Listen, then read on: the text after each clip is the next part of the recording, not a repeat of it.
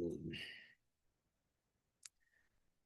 자, 오늘 저널 시간에 발표하고자 한 내용은 최근에 이제 우리 랩에서 나온 논문에 대한 내용을 포함해서 겉브레인 패스웨이가 어떻게 이제 장애 신호를 이제 뇌로 전달하는지에 대한 경로, 그리고 그것을 통해서 이제 초파리의 푸드 초이스가 변하는 그런 비헤이비얼 어댑테이션에 대한 내용인데, 핵심적인 부분은 뉴로널 그리고 호르모널. 그래서 장 호르몬이 나와서 행동을 변화시키는 부분, 그리고 장 호르몬이 뇌로 직접 전달되는 그런 부분과 장 호르몬이 뇌로 직접 들어가지 않고 뇌 밖에 있는 미주신경을 통해서 뇌로 신호를 전달하는 그 두 가지 경로에 대해서 얘기를 한번 해볼 거야. 자, 그래서 인트로덕션으로 요즘에 장 호르몬을 포함한 여러 그런 호르몬 제제들이 이제 섭식 행동 조절에 많이 나오고 있는데, 그래서 위고비, 마운자로, 그래서 위고비 GLP-1, 그리고 마운자로는 GLP-1 GIP, 이렇게 장 호르몬이 나와서 섭식 행동을 조절하는 그런 여러 메커니즘들이 요즘 연구가 되고 있고, 이걸 통해서 이제 피딩 비헤이비어를 조절하고, 또 그뿐만이 아니라 다양한 그런 메타볼릭 레귤레이션, 그리고 추가적으로 또 뭐 충동 조절이라든지 다양한 그런 효과들이 발생되고 있는데, 어쨌든 이런 그런 장 호르몬 혹은 여러 그런 몸에 있는 호르몬들이 동물의, 특히 사람의 행동을 조절할 수 있다는 그런 케이스가 잘 나오고, 앞으로도 이제 더 많은 겉 호르몬들이 이제 테스트가 될 텐데, 그 중에서도 이제 지난번에 얘기한 FGF21, Nutrient Specific Feeding Control이 가능한 FGF21에 대한 연구도 앞으로 좀 유망하지 않을까라고 생각을 하고 있지. 자, 그래서 이제 우리가 음식을 먹으면 이제 어떻게 되냐면은, 자, 음식을 먹으면 여러 가지 영양소들이 세포에 감지가 되지.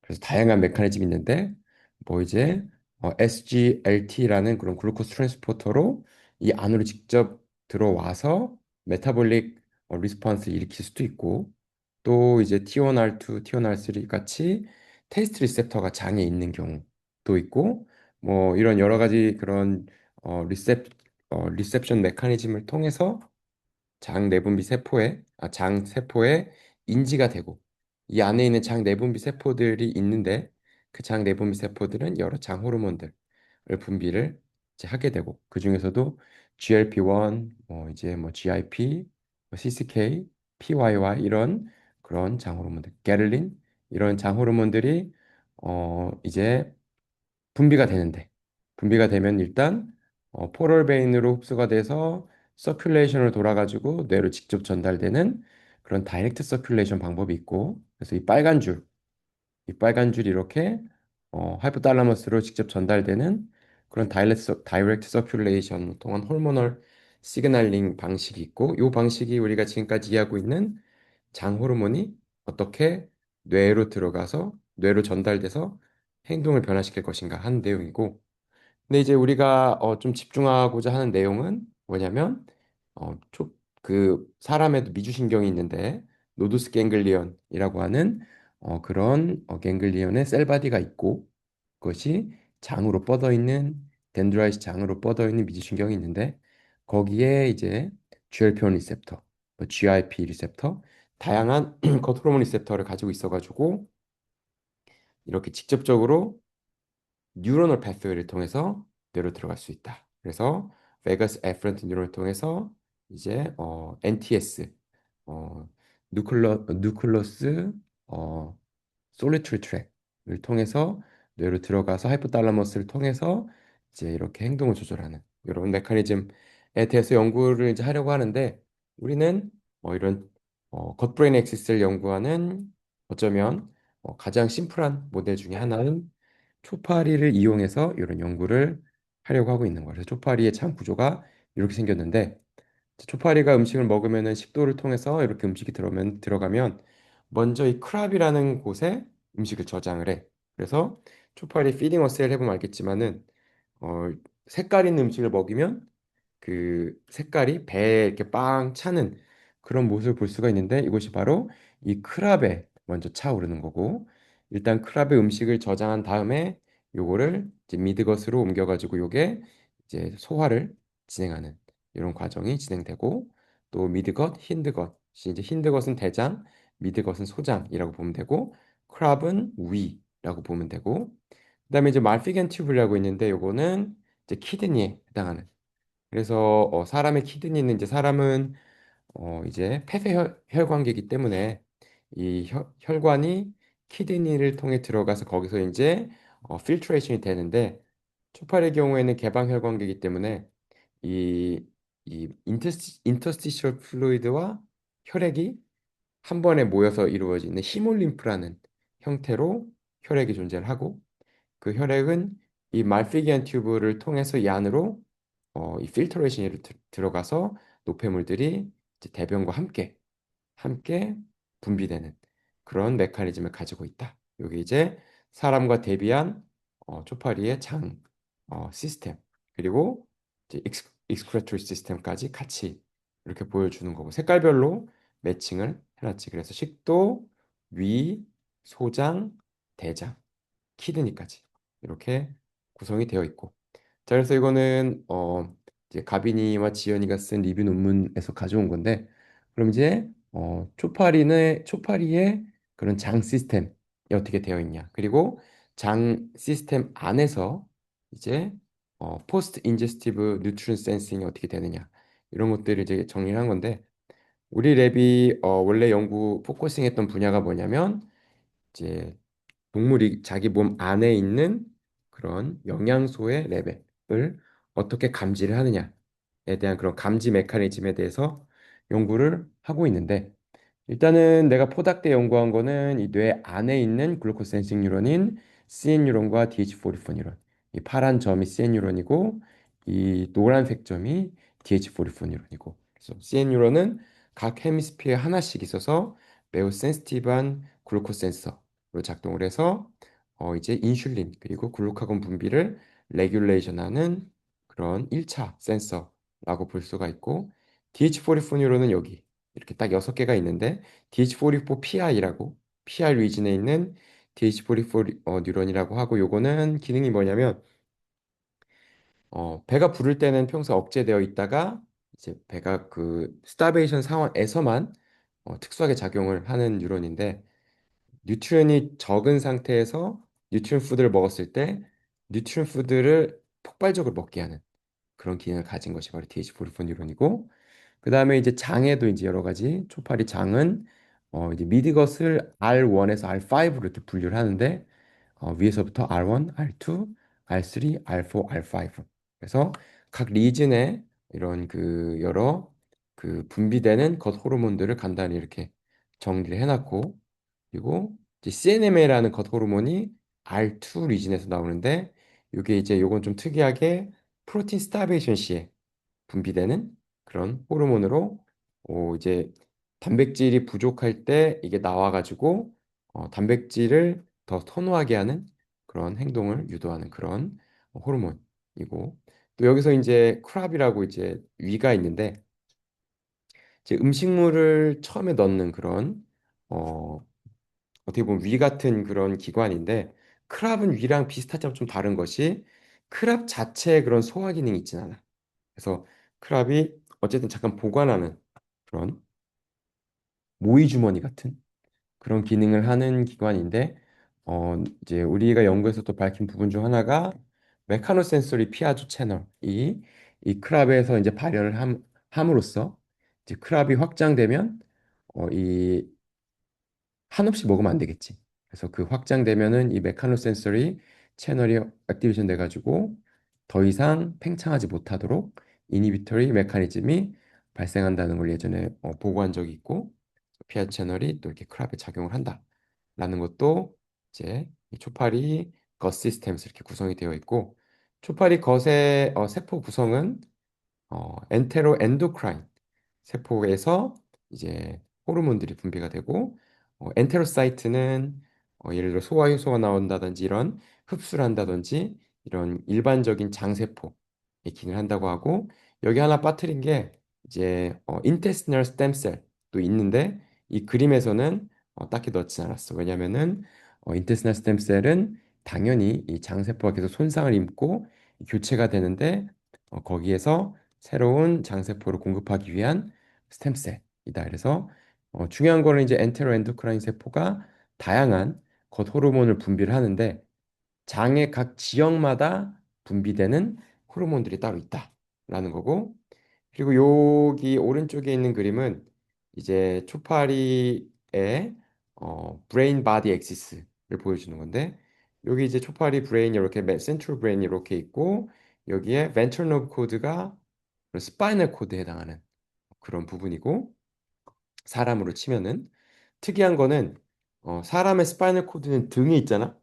근데 초파리는 배에 있어. 그래서 발생 과정에서 내가 발생 생물학을 가르치기도 하지만 발생 과정에서 신경관이 이렇게 등 쪽 신경관이 이렇게 폴딩 돼가지고 뉴로폴드가 이렇게 신경관을 만드는 그 메커니즘이 매몰에게 있다면 초파리는 그 게스큘레이션 상황에서 신경관이 된 세포가 배 쪽에 만들어진 그러니까 어, 사람이랑 반대지. 스파이널 코드가 등에 있는 게 아니고 배 쪽에 있는. 그래서 벤트럴 너브 코드라는 이름을 달고 있는 거고.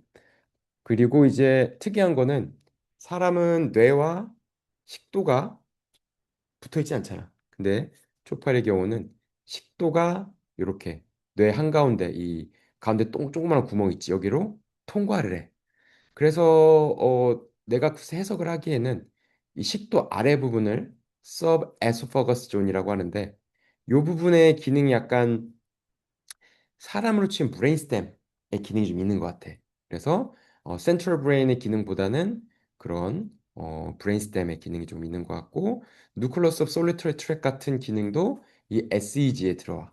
그래서 이제 휴먼 브레인으로 치면 여기는 일종의 브레인스템 그리고 뭐 메둘라 폰스 뭐 이런 브레인 쪽에 같은 영역이 있다고 볼 수가 있고 여기 이제 안테나 로브 있고 이 위쪽 이 에소포거스 위쪽에 요 부분이 아무래도 좀 더 이제 고등적인 조금 더 러닝 메모리라든지 뭐 판단이라든지 또 바디 내비게이션이라든지 이런 기능을 한다라고 볼 수가 있고 그래서 음식을 먹으면은 이렇게 크랍으로 일단 넣었다가 크랍에서 조금씩 조금씩 빼가지고 이제 소화를 시키면서 이렇게 미드글로 옮기는 거지. 미드글로 옮기는데 지금 보면은 브레인에 있는 뉴런들이 이렇게 겉으로 뻗어 있는 뉴런들이 있고 그리고 또 이제 벤트럴 로브 코드 끝에 이제 베이잘 갱글리아라고 있는데 벤트럴 로브 제일 끝에 여기서 이제 뉴런이 뻗어 나와가지고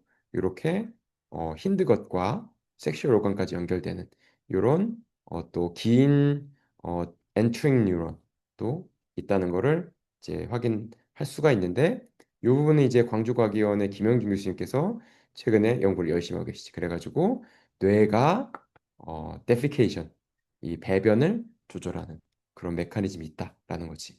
뭐 이런 것도 이제 있고 또 말피기안 튜블. 자, 말피기안 튜블은 여러 이제 배설인데 사실 키드니가 하는 일이 체액 조절하는 일이 되게 중요하잖아요. 초파리도 체액을 조절하는 부분이 있어서 이제 말피겐 튜블이 활성화되어서 걸리면은 체액이 쭉쭉 빠지는 거고 덜 걸리면은 체액이 어느 정도 유지되는 거고 이 관련해서 이제 DH44와 DH31 호르몬이 중요하게 작용을 하고 그래서 이름도 DH가 다이유레탈 호르몬이거든. 어, 그래서 그런 식으로 이제 배설에도 중요한 작용을 한다라는 거지.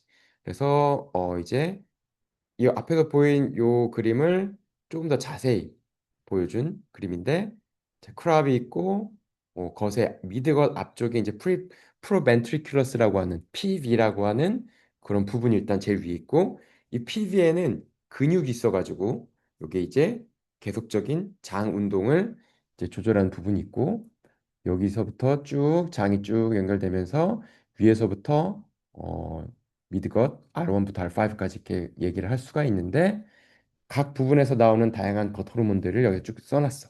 그래서 위쪽에는 뭐 라토스타틴 C, CCH 아마이드 2, 또 뭐 인슐린 like 펩타이드 3, DILP3, 몰코키닌, 뭐 MPF, 타키카이닌, 중간쯤에는 또 알라토스틴 C, 또 뒷쯤에는 알라토스타틴 B, CCH아마이드 1 and 2, 그리고 이렇게 쭉 다양한 겉 호르몬들이 나오고 있고, 초파리 겉 호르몬의 개수가 대략 30개 안쪽이야.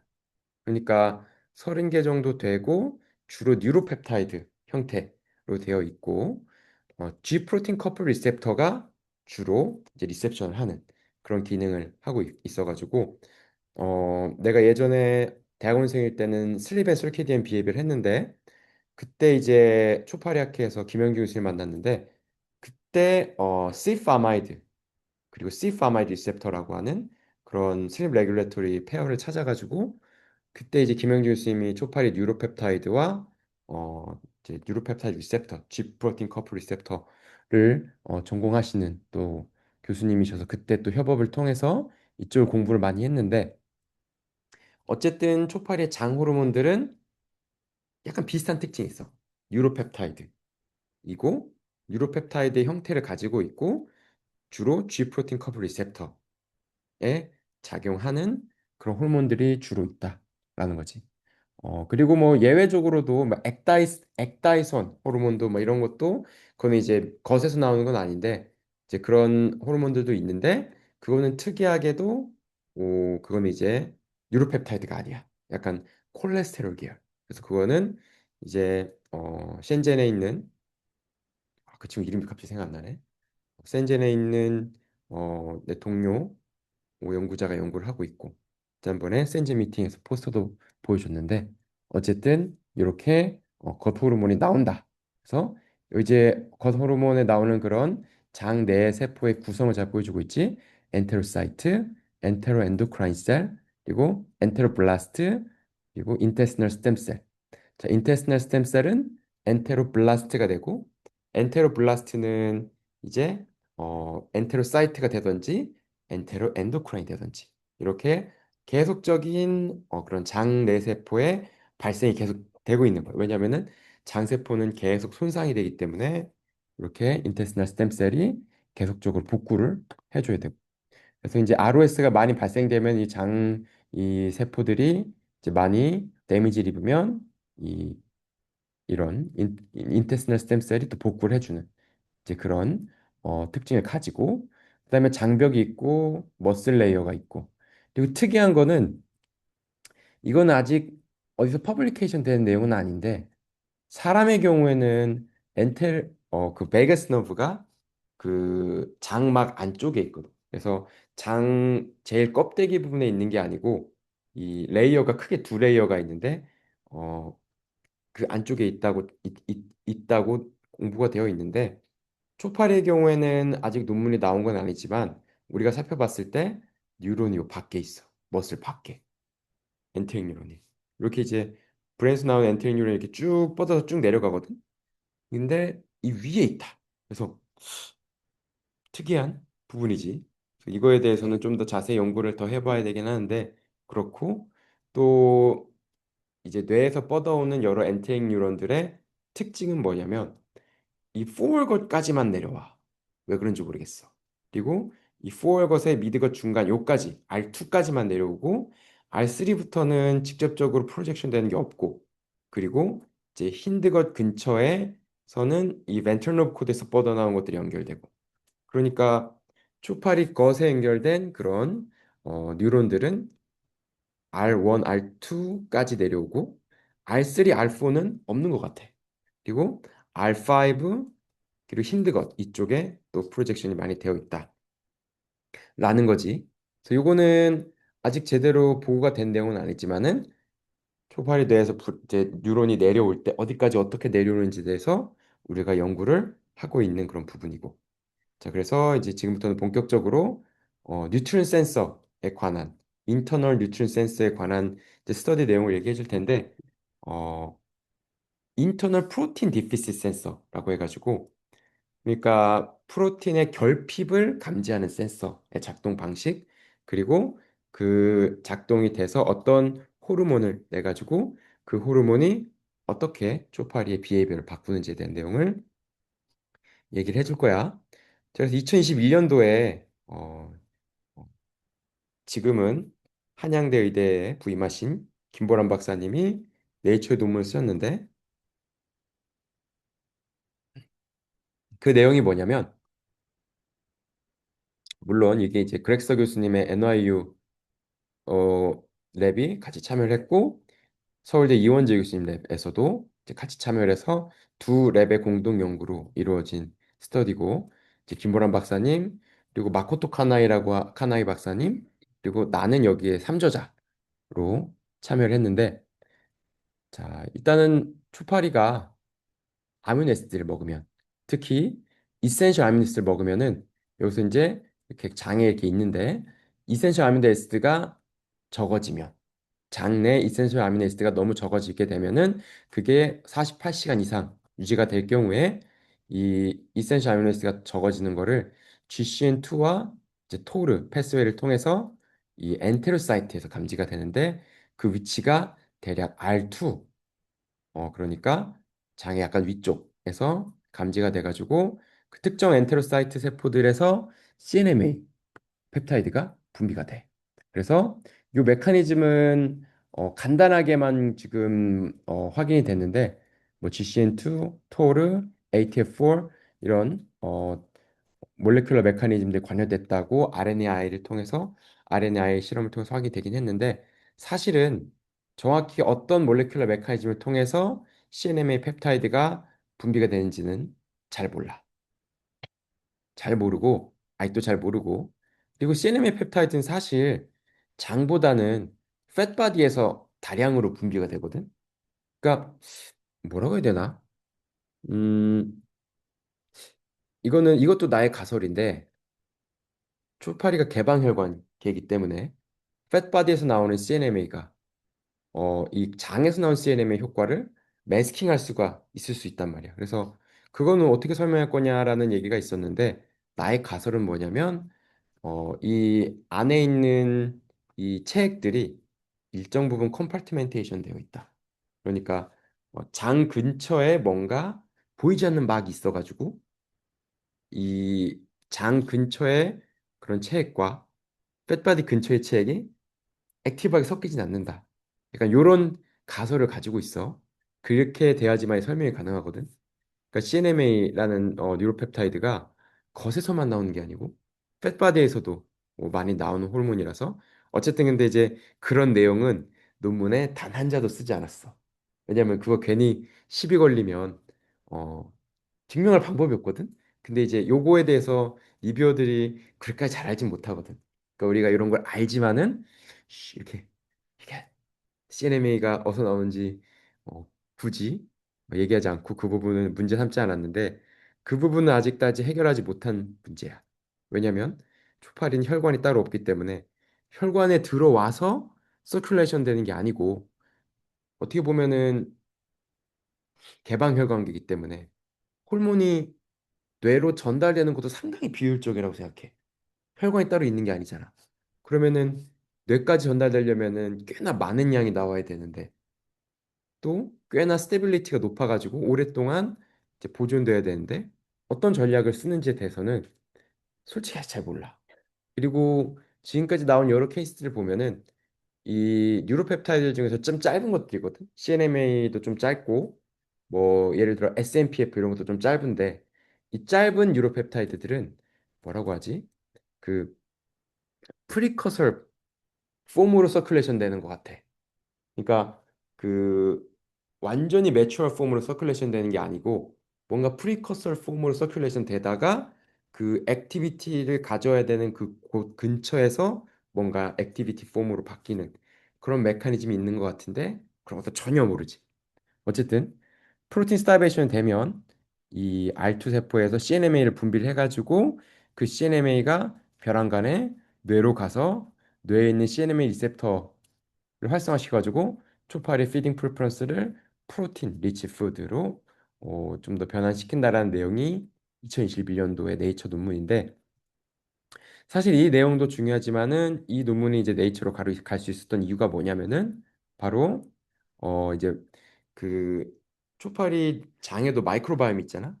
근데 마이크로바이옴 중에서 특정 마이크로바이옴 스피시스들이 이제 류신을 생산할 수 있는 마이크로바이옴 스피시스가 있었던 거지.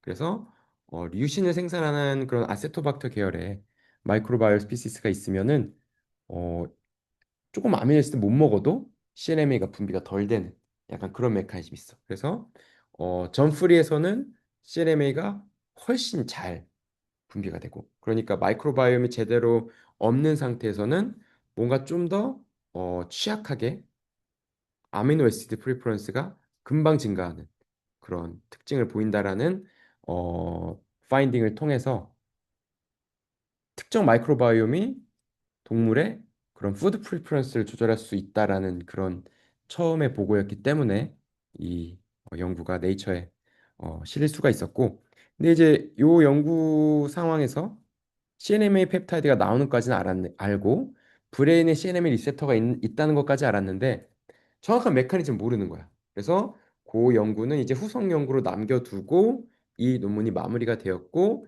이제 나도 여기 이제 후속 연구에 참여를 해서 연구를 같이 시작을 했지. 그래서 지금 오늘 발표할 내용이 바로 이제 이 연구의 2021년도 네이처 논문의 후속 연구. 자, CNMA가 나왔는데 이 장에서 나온 CNMA가 어떻게 뇌로 전달될 것이며, 그리고 뇌로 전달된 이후에는 어떤 메커니즘을 통해서 어떤 브레인 리전의 어떤 뉴런을 액티베이션 혹은 인액티베이션을 통해서 초파리의 프로틴 프리퍼런스를 높이느냐에 대한 내용이 될 거야.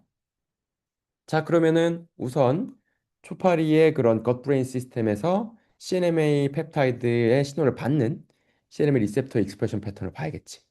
그래서 보면은 이렇게 전체적으로 보면 여기가 브레인, 그리고 여기가 벤트럴 로브 코드. 그래서 스파이널 코드에 해당하는 벤트럴 로브 코드고, 이렇게 크랍, 그리고 프로벤트리큘러스, 그리고 미드것, 뒤에 힌드것이 있는데, 보면은 일단 브레인, 센트럴 브레인에 많이 나오지. 벤트럴 로브 코드 많이 나오고, 그리고 좀 특징적인 부분이 여기 이 이제 어떻게 보면은 식도에서 음식물이 넘어가면서 그 중간 부분에 여기 이제 에소퍼거스라고 써놨는데, 여기 부분에 이제 초파리의 노두스 갱글리온이 있어. 그러니까 초파리의 미주 신경절. 그래서 이제 하이포세레브럴 갱글리온이라고 해서 HCG라는 이름으로 붙이는데, 이제 HCG에서 또 이제 CNM 리셉터가 많이 나오는 거를 이제 실험으로 확인한 거지. 그래서 이제 브레인 안에서 익스프레션 패턴을 보면은 일단은 가운데 동그란 동그란 콤파스 모양이 제일 먼저 보이지. 이게 엘립소이드 바디 뉴런이라는 건데, 엘립소이드라고 하는 거는 이제 그 타원, 이 엘립소이드잖아. 이게 약간 타원 모양으로 되어 있거든. 그래서 엘립소이드 바디 뉴런은 요게 셀 바디가 여기 있고, 여기가 덴드라이트 엑손. 그래서 신호를 이제 보통 이게 눈에서 오는 신호를 받거든.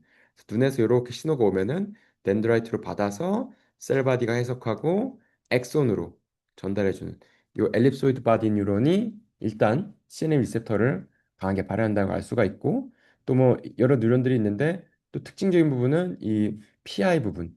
PI가 이제 파스 인터세라브랄리스라고 하는 이 초파리의 하이포탈라모스 같은 약간 그런 부분인데, 여기에서 이제 여러 뉴로 엔도크라인 세포들이 많이 몰려 있는데, 요 딱 이 세포 모양을 보는 순간 내가 이전에 DH44에 대한 연구를 많이 했기 때문에 요거는 DH44 뉴런이다라고 이제 생각을 했어. 그래서 뒤에 확인을 했지만, 이게 왜 DH44 뉴런이냐면은 이 PI 리전에서 가장 메인 뉴런이 사실은 인슐린 프로듀싱 셀 메인 뉴런이거든. 그러니까 초파리는 인슐린을 판크레아스에서 생산하는 게 아니고 뇌에서 생산을 해. 좀 특이한 부분인데, 그 인슐린 프로듀싱 셀은 요세포보다 조금 더 위에 있어. 그래서 DH44 뉴런이 리셉터를 발현을 하고 엘립소이드 바디 뉴런이 리셉터를 발현하는구나 라고 알았어. 그리고 요게 이제 우리가 아무 지식이 없는 상태에서 이걸 안 게 아니고, 이전 연구에서 DH44 뉴런은 우리가 카보하이드레이트 스페시픽 피딩 레귤레이터로 이미 연구를 많이 한 부분이고, 엘립소이드 바디 뉴런도 아직 제대로 논문을 낸 적은 없지만 피딩 레귤레이터로 이미 랩에서 알고 있던 위준이었어. 그래서 이제 박진용 박사님이라고 예전에 NYU 랩에 계셨었는데 그분이 이제 이 엘립소이드 바디 뉴런의 피딩 레귤레터리 펑션에 대해서 스터디를 한 2년 가까이 하셨는데 결국에는 해석이 안 되는 이유 때문에 논문을 못 내긴 했는데 어쨌든 이 두 개의 리전을 우리가 좀 포커싱을 했어.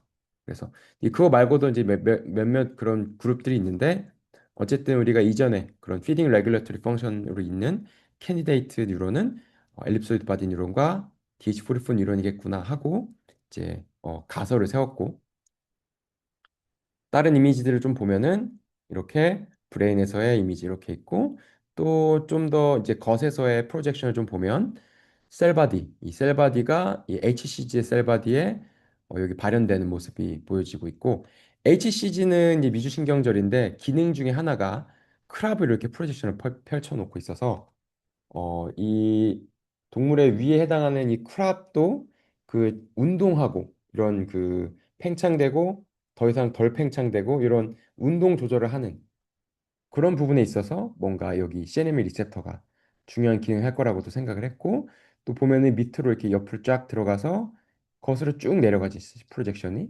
그래서 이 외부로 보이는 이런 프로젝션들이 이제 겉의 상단부까지 미드 겉의 상단부까지 내려가는데 요쯤이 R2야 R1, R2 그래서 대략 R2까지는 프로젝션이 뻗친다라는 거를 이제 우리가 확인을 했고 그래서 이제 이런 익스프레션 패턴을 보인다 CNM 리셉터에 자 그래서 이제 이전 논문에서도 사용한 프로틴 어 그런 프로틴 데프리베이션 상황에서의 초파리 행동 특징을 우리가 확인을 했는데 일단은 어떻게 되냐면은 초파리를 프로틴 데프리베이션 48시간을 주면은 이제 프로틴에 대한 프리퍼런스가 증가를 하거든. 특히 암컷 초파리에서.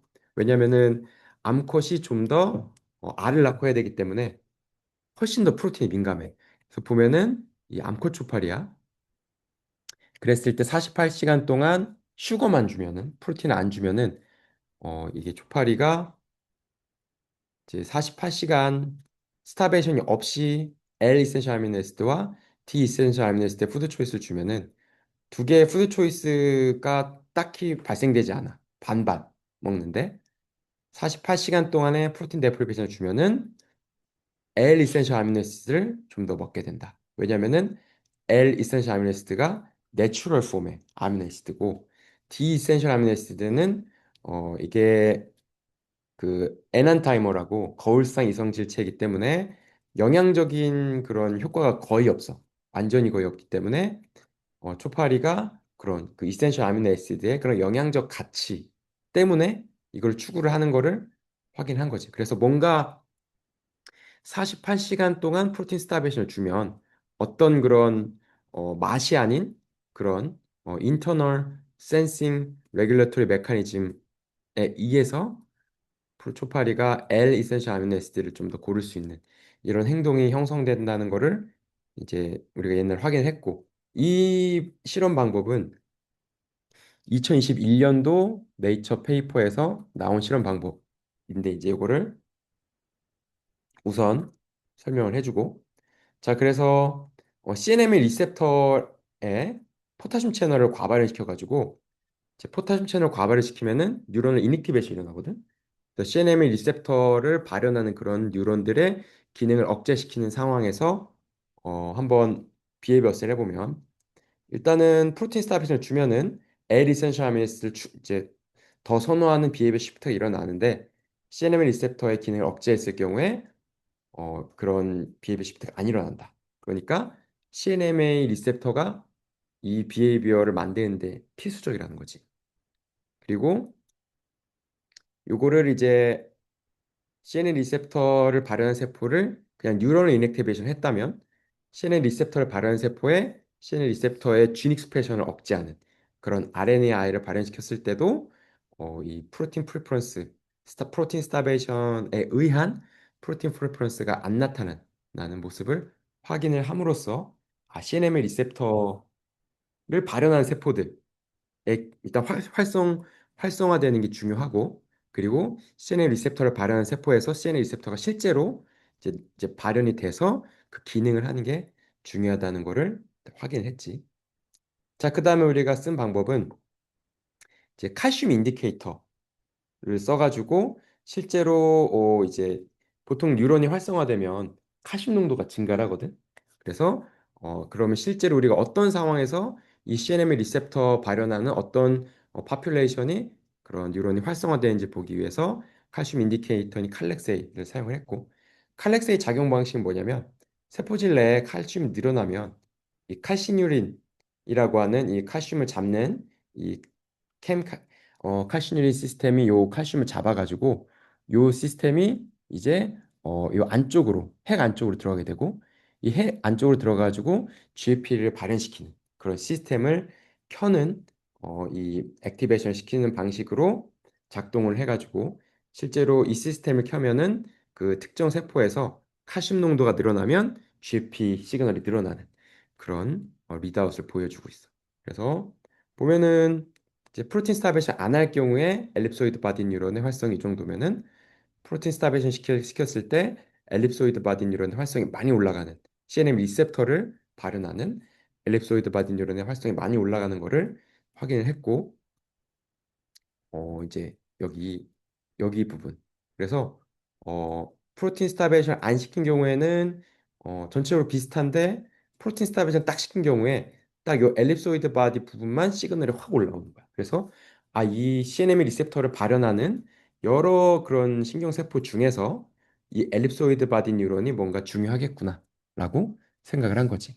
자, 그럼 엘립소이드 바디 뉴런은 이전 연구에서 어떤 기능이 있다고 보고되어 있냐면은 일단은 시각 정보 처리 중요하고 시각 정보를 바탕으로 이제 내비게이션 그리고 헤드 오리엔테이션 이런 거를 잡는 데도 중요하고 이제 모터 컨트롤, 슬림 레귤레이션 그리고 약간 리워드와 모티베이션 쪽에서도 중요하다고 이제 우리가 다른 논문에서 보고를 했는데 딱 요 리워드와 모티베이션 쪽에 연관이 있을 수 있다라는 가설로 이제 엘립소이드 바디가 프로틴 피딩을 레귤레이션 액티베이션 할 수 있다라는 그런 가설을 세우게 된 거지. 사실 이런 가설을 세웠을 때 엘립소이드 바디가 예전에 컵케이크라고 있어. 이 컵케이크라는 엘립소이드 바디 뉴런이 피딩 레귤레이션이 에 관여할 수 있다는 논문을 이제 모니카 더스라는 연구자분이 이제 발표를 했는데 그렉서 교수님 랩에서 근데 이제 그 이후에 프로틴 스페시픽 피딩에 대해서는 전혀 이런 관련된 내용이 없다가 이런 내용이 우리가 이제 새로 이제 주장을 하게 된 거고 자, 그래서 이제 그러면은 다양한 스타베이션 상황에서 어떻게 이 엘립소이드 바디 뉴런 활성이 증가한지 확인해 봤을 때 자, 이 패드 상태, 컨트롤 상태에서는 이게 활성이 많이 올라가지 않지. 근데 아미노애시드를 다 스타베이션 시킨 상황에서는 활성이 다 올라가고 이센셜 아미노애시드와 non 이센셜 아미노애시드가 있잖아, 아미노애시드는. 그래서 두 개를 좀 나눠가지고 이센셜 아미노애시드를 스타베이션 시켰을 때 확실히 여기 시그널이 올라가고 non 이센셜 아미노애시드 스타베이션은 반응하지 않는 거를 확인했어. 그러니까 그 말은 이 CNMA 리셉터를 발현하는 이 엘립소이드 바디 세포가 non essential amino acid 애시드 데프리베이션은 반응하지 않고 꼭 이센셜 아미노 애시드가 없을 때만 특별히 반응을 한다는 거지. 근데 이제 그거에 대한 연구가 이제 이전 2021년도 네이처에 논문이 보고가 됐는데 왜냐하면 CNMA 펩타이드가 이센셜 아미노 애시드 스타베이션 상황에서만 나오거든. 그래서 그런 거와도 연관이 있을 거라고 이제 생각을 했고 또 이제 어, 지난 논문에서 전프리 상황에서 류신이 안 만들어진다 했잖아. 류신을 만들어지는 그런 마이크로바이옴 없앴을 때.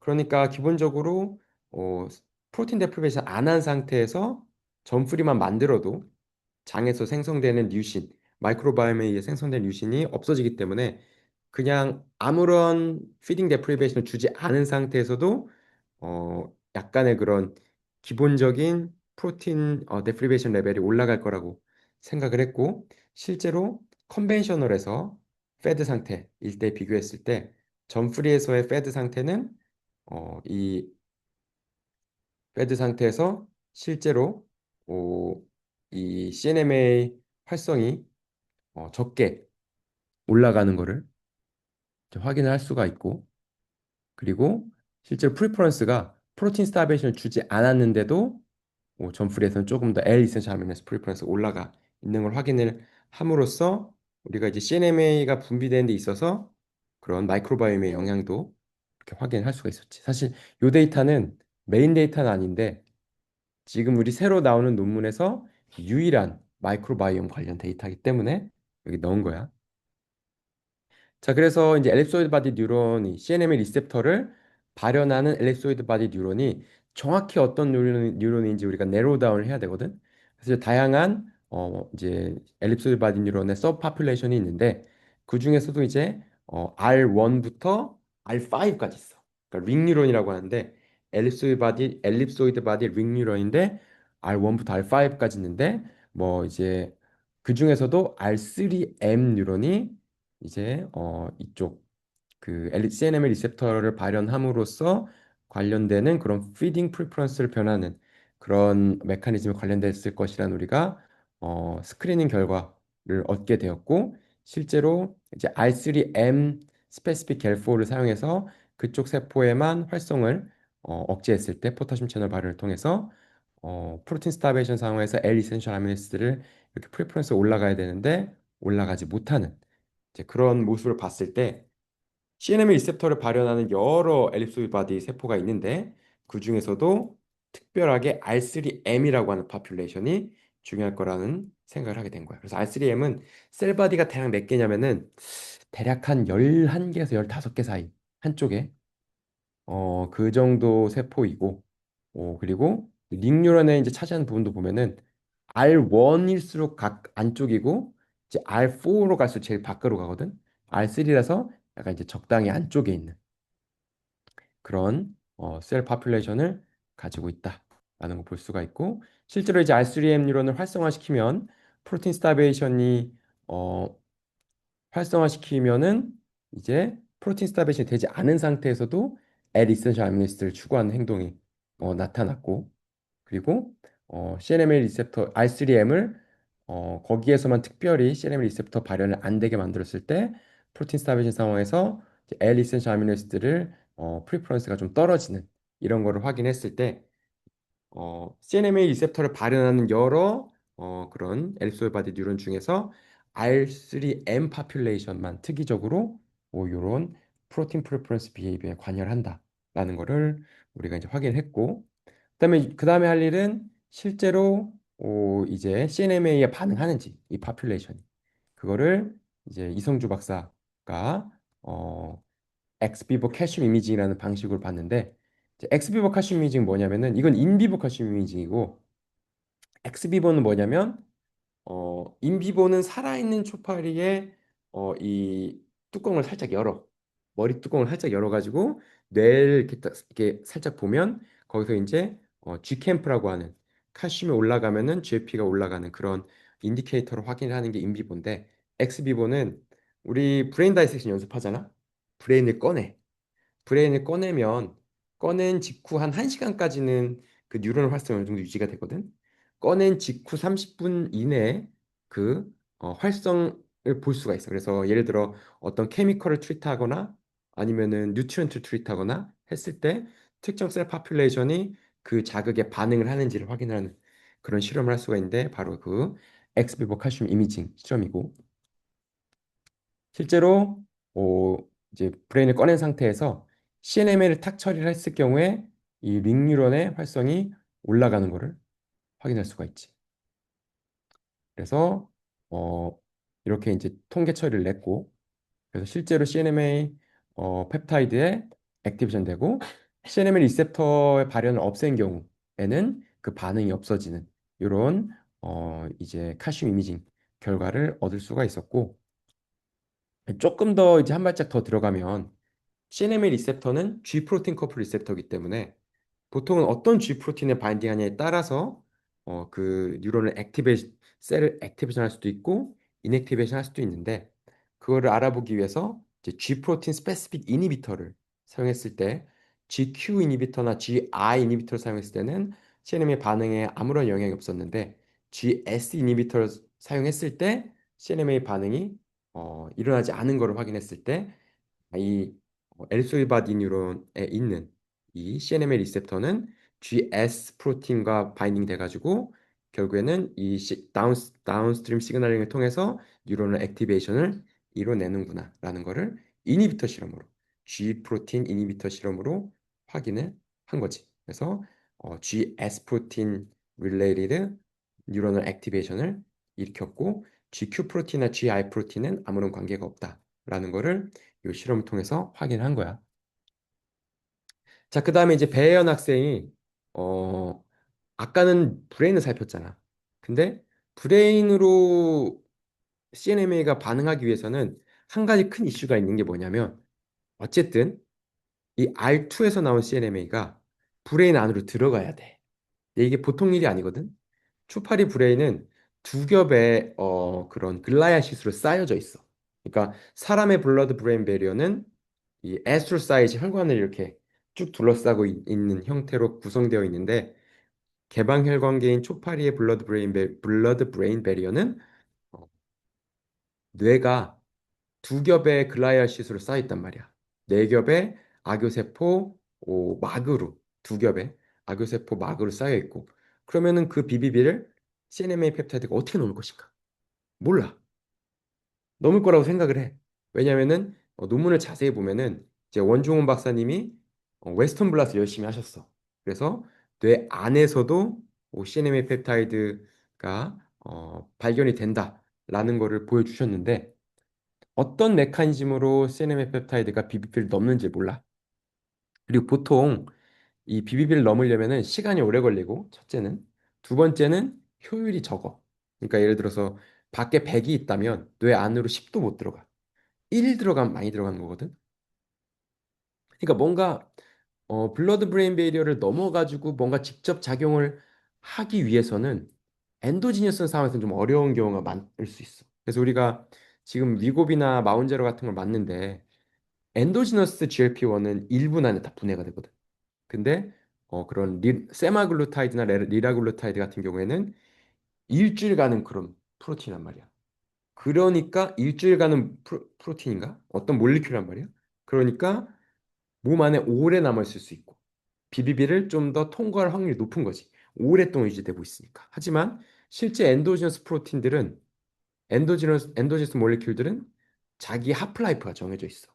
그래서 딱 몸에 머무는 시간이 정해져 있기 때문에 자, CNMA가 그럼 얼마나 스테이블 할 것인가? 잘 몰라. 그런 거 물어봤으면은 아주 고생을 했겠지. 하지만 어, 좀 알게 된 건 뭐냐면 CNMA 프로폼으로 서큘레이션 한다. 하나와 뇌에 어쨌든 소량이라도 들어간다. 라는 걸 알았는데 자, 근데 CNMA 리셉터가 이 미주신경절에도 나온 걸 확인했잖아. 여기는 BBB 밖이야. 그렇기 때문에 굳이 힘들게 블러드 브레인 베일을 넘지 않아도 요 미주신경절에 발현되는 CNMA 리셉터를 통해서 뇌로 들어갈 확률도 있는 거야. 뉴런al 패스웨이로 변형이 돼가지고. 그래서 어, 실제로 이제 엑스비보 칼슘 이미징 상황에서 배현 학생이 이 뇌와 겉을 연결하는 프리퍼레이션 한 거야. 그러니까 이제 엑스비보인데 이제 우리 다이섹션 배우잖아. 브레인만 꺼내는 다이섹션 배우다가 그다음에 브레인과 벤트럴 로브 코드가 붙은 다이섹션을 배우다가 레벨 3는 뭐냐면 브레인과 벤트럴 로브 코드와 겉이 다 붙은 요런 다이섹션이 레벨 3야. 이렇게 다이섹션 한 다음에 여기에서 그 상태에서 CNM을 처리한 거야. 그리고 여기 CNM 리셉터가 발현하는 이 HCG 부분에 칼슘 인디케이터를 발현한 상황에서 CNMA에 이게 활성화되는지를 확인한 거지. 실제로 근데 CNMA 처리했을 때 요 이제 미주신경절 이 HCG 뉴런이 활성화되는 거를 확인한 거지. 그래서 CNMA가 뇌 안으로 들어가서 작용할 수도 있지만 뇌 안으로 들어가지 않은 상황에서 이 미주신경절에 CNMA 리셉터가 있어가지고 이렇게 활성화될 수도 있겠구나라는 거지. 그럼 요건 어떤 의미냐면은 자 여기서 이제 CNMA 여기 셀바디가 여기 있는데 뉴런이 이렇게 뻗어 있어. 프로젝션 이렇게. 그래서 여기 덴드라이트에서 CNMA가 나오자마자 바로 이 뉴런을 활성화시킬 수 있다는 거야. 왜냐면은 CNMA가 나오면 여기서 나올 거 아니야? 이렇게 몸 전체를 돌아가지고 뇌로 갈 필요가 없이 나오자마자 바로 요걸 활성화시켜가지고 바로 뇌로 들어가서 바로 비헤이비얼 리스폰스를 만들 수 있다는 거지. 그래서 우리 이거를 패스트 트랙 혹은 뉴런al 트랙이라고 이름 붙이고, 근데 앞서서 뇌 안에서도 리셉터가 있잖아. 이게 뇌로 들어가서 뇌 안에서 이제 그 어떤 그런 엘립소이드 바디를 통해서 만드는 그런 메커니즘이 우리가 슬로우 트랙 혹은 호르모널 트랙이라고 해서, 겉 호르몬이 뇌로 이제 영향을 미치는 두 가지 방법. 그래서 fast and neuronal track과 slow and hormonal track 두 가지가 있을 수 있겠구나를 생각을 하게 된 거지. 사실 이제 이 프로젝트를 대략 21년도부터 26년도에 논문이 나왔으니까 5년 넘게 하고 있었는데, 요 패스트 트랙에 대한 내용을 제대로 들어본 지가 아직 2년이 안 돼. 원래 슬로우 트랙 내용만 포커싱을 하다가 우리가 이제 패스트 트랙에 대한 걸 발견하고 그거에 대해 이제 포커싱을 한 거고, 이 배현 학생은 원래 이제 학부 때 우리 랩에 있던 학생이거든. 그래서 학부 때부터 이제 다이섹션 열심히 배웠어. 그래서 브레인, VNC 그리고 이 것이 다 붙은 다이섹션을 어마어마하게 잘하게 된 거야. 그래서 요게 다이섹션을 5분 안에 해야 돼. 왜냐면 활성이 떨어지잖아. 5분 안에 다이섹션 해가지고 30분 내에 이미징을 완료하면 좋거든. 내 생각해봐. 다이섹션 실험해봤지만 브레인만 꺼내는 것도 어려운데 브레인, 벤트럴 로브 코드에 것까지 다 붙은 상태로 5분 안에 꺼내야 돼. 그러니까 어렵지. 그러니까 요 학생은 거의 뭐 이 분야의 이 기술은 거의 약간 장이 된 거지. 그래서 이 실험을 어마어마하게 많이 한 거야. 그래서 실제로 이런 데이터를 만들었다 이거지. 그리고 칼렉세이 실험. 칼렉세이는 아까 이제 칼슘 인디케이터를 칼렉세이 인디케이터를 쳤을 때 일반적인 경우에는 이 CNM 리셉터가 나오는 이 HCG 미주신경제의 활성이 올라가지 않는데, 아미노애시드 데프리베이션 상황, 특히 이센셜 아미노애시드 디프리베이션 상황에서 이 뉴런의 활성이 올라간다는 걸 봤을 때, CNMA가 나오고 그 나오는 CNMA에서 실제로 활성화 되는구나, 이쪽 미주신경절이. 그거를 이제 다른 방법 본 거지. 보통 우리가 실험을 할 때는 하나의 작용을 여러 개의 스코프로 봐. 그래서 GChem으로 확인하고 칼렉세이로 확인하고. 어쨌든 내용은 똑같거든. 프로틴 스타베이션 상황에서 CNMA에 반응해서 활성화된다라는 건데, 이제 리얼타임 칼슘 이미징과 또 이렇게 이제 인비보 칼슘 이미징, 이렇게 두 가지 다른 메소드를 사용했는데도 하나의 방향을 가르치고 있다라는 거는 이게 맞을 확률이 매우 높다는 거지. 이런 식으로 항상 실험해 보면 내가 A라는 방법을 통해 증명하고 그거를 같은 내용을 A, B, C 적어도 두 가지에서 세 가지 다른 방법을 통해서 증명하는 내용을 계속 반복을 해. 왜냐하면 남이 한 얘기는 믿기 어렵잖아. 그러니까 최대한 많이 믿게 하려면 다양한 방법을 썼음에도 불구하고 그 데이터가 계속적으로 반복이 되는 거를 확인을 시켜줘야 되는 거지. 자, 그래서 자 여기 이제 여기 초파리의 엔트링 뉴런 이라고 하는 그 미주신경절을 보면은 코프아 카디아카라고 하는 여기는 이제 그 내분비 세포인데, 이거는 뉴론은 아니야. 코프아 카디아카는 사람으로 치면은 판크레아틱 알파셀의 기능을 하는. 그러니까 사람의 판크레아틱 알파인 베타셀은 이 췌장에 다 있잖아. 근데 초파리의 판크레아틱 베라셀은 뇌에 있고 판크레아틱 알파셀은 목에 있어. 그리고 그 밑에 HCG, 하이포세레브럴 갱글리온이라고 하는 미주신경절에 CNMA 리셉터가 발현이 되어 있고, 그 셀 파퓰레이션은 정확하게 안티 SNPF 안티바디로 코스팅이 되는 그런 부분이고, 실제로 SNPF THGL4와 CNM 리셉터의 발현 부위도 똑같아. 그래서 이게 우리가 이제 연구하고 있는 HCG 셀바디 4개, 요게 똑같은 셀바디야. 그래서 요게 우리가 이제 연구를 하고 있지만은 CNM의 리셉터뿐만이 아니라 다양한 호르몬 리셉터를 발현하고 있단 말이야. 그거는 우리 후속 연구를 통해서 연구를 하는 내용이고, 어쨌든 그래서 실제로 여기 SNPFTH 겔포를 통해서 미주신경에 있는 그 세포만 타겟팅해서 그 미주신경절 세포만 거기에 CNM 리셉터 발현을 억제한 경우에 실제로 프로틴 스타베이션에 의해서 발생되는 L 이센셜 아미노스 프리퍼런스 비헤이비어가 떨어지는 그런 모습을 확인함으로써, 이게 슬로우 트랙과 패스트 트랙이 있는데 어쨌든 그 패스트 트랙을 막았을 경우에도 그런 L essential amylase proliferation이 안 나타날 수가 있다라는 걸 또 보여주고 있고 그리고 요거는 뭐냐면은 그러면은 어떤 뉴로펩타이드를 쓰는가 그래서 SNPF가 발현되는 그런 세포이기 때문에 이게 SNPF를 뉴로펩타이드로 쓸까? 해서 봤더니 SNPF가 없어도 이 뉴런의 기능은 크게 없어지지가 않아. 그래서 SNPF를 쓰지 않고 다른 뉴로트랜스미터를 쓰는구나라는 걸 또 비헤이비어를 통해 알아낸 거지. 지금 이 논문에서 간단히 보여주고 있긴 한데 아세틸콜린 써. 아세틸콜린. 그래서 이제 그건 넘어가고 그 다음에 DH44 뉴런 있잖아. DH44 뉴런도 CNMA 리셉터를 발현한단 말이야. 그래서 요거에 대해서 이제 원래 이제 내가 이 실험을 하다가 이제 가빈 학생이랑 요거를 이제 마무리했는데 그래서 DH44 뉴런의 CNMA 리셉터가 정확히 코로컬라이즈 된 걸 확인했지. 그래서 DH44 안티바디 스테이닝 결과와 CNMA 리셉터 발현 결과가 거의 정확히 일치하는 거를 확인했고 그리고 요거 이제 카시 이미징 결과인데 요거는 이제 DH44 뉴런이 글루코스에 반응하거든. 그래서 글루코스 리스폰스 뉴런인데 이렇게 글루코스에 잘 반응해. 근데 어 글루코스에 잘 반응하는 상황에서 이제 CNMA를 처리하면 글루코스에 반응을 안 하는 거야. 그래서 이제 CNMA 리셉터가 발현하는데 CNMA가 뇌로 들어와서 이 DH44에 전달이 되면은 정확한 메커니즘 모르겠지만은 DH44 뉴런을 억제하는구나. 이제 똑같은 G 프로틴 커플 리셉터인데 억제할 수도 있거든. GI 프로틴을 이용한 패스웨이면. 그래서 실제로 GI 프로틴 이니비터를 처리하면은 이 억제가 풀려.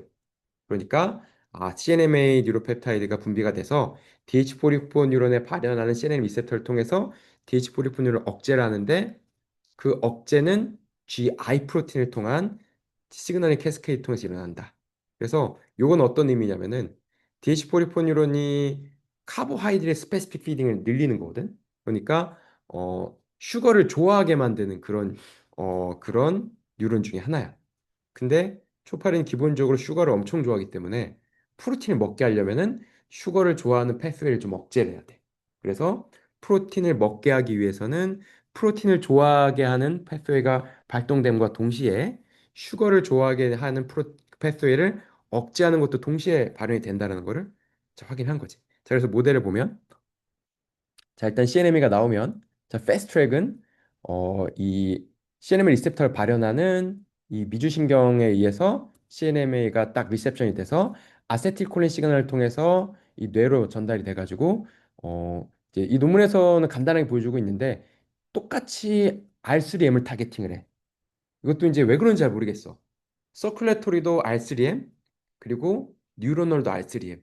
R3M을 타겟팅해가지고 R3M을 활성화시켜서 프로틴 프리퍼런스 늘리는 그런 패스트 트랙이 있음을 확인했고 또 하나는 이제 이 CNMA가 분비가 돼가지고 이게 몸을 이제 서큘레이션 하는 거야. 서큘레이션 해서 혈관 간에 어떻게든 비비비를 넘어가지고 이 이제 작용을 하는데 이 R3M을 활성화시키고 DH44를 억제함으로써 R3M 활성화를 통해서 프로틴 프리퍼런스를 늘리고 DH44 억제를 통해서 슈가 프리퍼런스를 줄이고 이런 식으로 작용을 한다는 거야. 그럼 여기서 하신 질문이 그럼 R3M 뉴런이 활성화되면 왜 프로틴 프리퍼런스가 늘어나느냐? 그럼 몰라. 그 사이에 그 로지컬한 갭이 있어. 그래서 R3M 뉴런이 활성화되는 그 자체로 이펙터라고 생각하진 않고 이게 어떤 다운스트림을 통해서 프로틴 레귤레이터를 건든다라고 우리가 생각을 하는데 그건 몰라. 그리고 이제 논문을 쓰는 과정에서 알게 된 되게 재밌는 사실은 뭐냐면 CNMA가 소량 나오면 요 이제 CNMA 리셉터를 발현하는 이 미주신경절 뉴런을 활성화시키는데 이 뉴런이 여기로 다시 신호를 보내가지고 CNMA 분비를 더 촉진시키는 파이티 피드백이 일어나. 이것도 알았어. 이거는 진짜 처음 발견한 거거든. 진짜 처음. 그러니까 그러면 CNMA가 더 많이 나와. 그러니까 이 뉴런al 패스웨이가 뇌로 전달하는 것뿐만이 아니라 그 호르몬 분비를 더 촉진시키는 그런 파티 피드백이 일어난다는 것도 우리가 이제 보고를 해가지고 자, 이 CNMA 패스웨이는 BBB를 통한 슬로우 앤 호르모널 트랙과 뉴런을 베가스 너브를 통한 패스트 앤 뉴런을 트랙 두 가지 방식으로 협업이 있다고 생각해. 그리고 타임 스케일이 다르다. 빠른 타임 스케일에서는 뉴런al 패스웨이가 먼저 작동을 하고 그 다음에 길게 작용하는 프롤onged 이펙트는 그런 호르모널 한 시그널이 작용을 한다고 생각하는 거지. 그래서 이제 요 연구 내용은 이제 올해 5월에 이제 사이언스에 이제 논문이 이제 발표가 됐고, 요거는 이제 보통 이제 논문을 네이처나 사이언스나 이런 데 논문을 이제 실을 수 있게 되면 표지에 도전하게 돼. 표지에 도전할 수 있거든. 그래서 그렇게 해서 만든 표지인데 이게 선택되지는 않았어. 그래서 내가 옛날에 2019년에 이제 CN 논문, CN 페이퍼 이제 논문 쓸 때도 그냥 네이처 논문을 냈는데 똑같이 표지를 도전했거든. 근데 내가 얘기했잖아. 그때 표지가 된 논문은 양자 컴퓨터. 그래서 양자 컴퓨터는 인정이지. 양자 컴퓨터는 인정이지 이렇게 생각을 했고 어쨌든 어 이런 부분이 있다. 그래서 네이처 논문 내면 1년 무료 구독권을 줘. 그래서 1년 동안 나한테 잡지를 2주에 한 번씩 매주 배송해 줬거든. 뉴욕에 있을 때. 사이언스는 그런 게 없어. 그러니까 사이언스보다는 네이처가 좋은 거야. 왜냐하면 서비스가 훨씬 좋아. 그리고 에디팅 서비스도 네이처가 훨씬 좋아. 약간 그 뭐라고 하지? 그 서비스가 너무 좋아. 그러니까 에디팅도 너무 잘해주고 근데 사이언스는 약간 주먹구구 구독권도 안 주고 논문 냈으면은 공짜로 1년간 논문을 줬거든 네이처는. 사이언스는 안 줬어. 자 셀은 어떨지. 셀은 아직 써본 적이 없기 때문에. 그러니까 이 서비스가 확실히 셀 네이처 사이언스지만 사이언스보다는 네이처다 라는 거를 경험을 통해서 알 수가 있었고 어쨌든. 그리고 이제 우리 랩에서 포커싱하는 게 뭐냐면 이런 겉 호르몬 신호가 뇌로 어떻게 전달되는지에 대해서 지금 포커싱하고 있잖아. 그래서 블러드 브레인 베리어가 있기 때문에 이런 뉴런al 패스웨이가 또 중요하고 또 하나는 뉴런al 패스웨이와 호르몬al 패스웨이의 그런 그 상호 보완적인 기능이 있는 것 같아. 그래서 아까도 잠깐 얘기했지만 뉴런al 패스웨이가 호르몬al 패스웨이를 증폭시키는 역할도 할 수가 있다는 우리가 클루를 얻었기 때문에 그거에 대한 이제 후속 연구도 이 CNMA 케이스는 아니지만은 우리가 다양하게 하려고 하고 있고 그래서 실제로 이 미주신경을 통한 겉호르몬 전달이 어떻게 될지는 좀 연구를 더 해봐야 되는 부분이고, 그렇지. 그래서 이제 우리 랩에서 하는 연구는 이제 브레인 것 액시스 통해서 여러 상황에서 이 여러 외부의 변화를 장에서 감지를 하거든. 그래서 프로틴 레벨, 뉴트린 레벨에 변하는 것도 감지를 하고 패소진이 들어와도 그거를 감지해. 그리고 마이크로바이옴 스피시스가 변하면 그거를 또 변화를 감지하거든. 보통은 장에서 그거에 대응하는 장 호르몬을 분비를 해. 그래서 그 장 호르몬이 이 세 가지 상황에서 다 대응을 하는 거야. 이 세 가지 상황에서 장 호르몬이 나오면은 이 장 호르몬은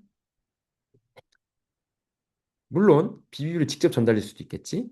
하지만 이 겉에 뻗어 있는 그 베가스 너브 미주신경을 통해서 뇌로 바이패스돼서 들어간다는 걸로 우리가 여러 호르몬의 전달 경로를 연구를 하고 있고 뇌로 일단 들어가면 우리 커넥톤 프로젝트가 완료가 됐기 때문에 일단은 뇌로 연결만 해주면 뇌 안에서 어떤 다운스트림을 가지는지에 대해서는 커넥톰 우리 데이터베이스를 쓸 수가 있어. 그래서 그것이 그로스의 메타볼리즘, 피딩, 슬립 그리고 이뮤널 레귤레이션 이런 다양한 피지올로지컬 레귤레토리 펑션을 가지게 되는 거지. 그래서 초파리가 자기 몸에 있는 상태를 겉에서 센싱을 많이 하는데 그 겉에 센싱한 정보가 뇌로 전달이 되고 이 뇌에서 이제 그로스의 메타볼리즘, 피딩, 슬립, 이뮤니티가 조절되는 메커니즘이 어떻게 되는지를 연구하는 게 우리 랩에서 하는 연구고 근데 좀 이상하잖아? 그로스의 메타볼리즘이랑 이뮨이 뇌랑 무슨 상관이야 사실 그렇잖아 근데 우리가 연구를 해보니까 어, 뇌가 그로스의 메타볼리즘과 이뮤놀로지컬 레귤레이션도 상당히 중요하게 하는 거라고 연구 결과가 있어. 그래서 피딩이랑 슬립 비헤이비어는 당연히 행동이니까 뇌를 통해 조절된다고 볼 수가 있지만 그뿐만이 아니라 성장.